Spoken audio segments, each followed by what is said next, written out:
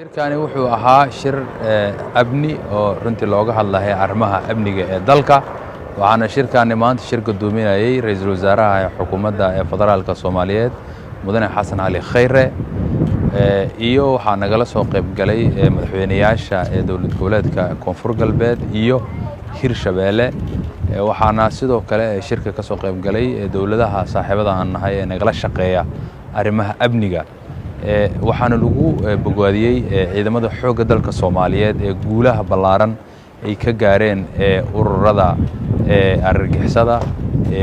ka dagaalamagayga Soomaaliyeed waxa kaloo shirka lagu mideynayay sidii loo mideyn lahaa ama loo taakuleen lahaa ciidanka xoogga dalka Soomaaliyeed guud ahaan runtii shirka wuxuuna ahaa in howlgallada loogu soo horjeedo ururka argagixisada ah in la dardargeliyo guud ahaan dalka laga bilaabo meel kasto ii sheeg ay ka joogaan runtii taasna waxay ahayd arrin aad iyo aad muhiimadeeda u leh guul badan insha Allah ta'ala aan rajaynayno in laga gaaro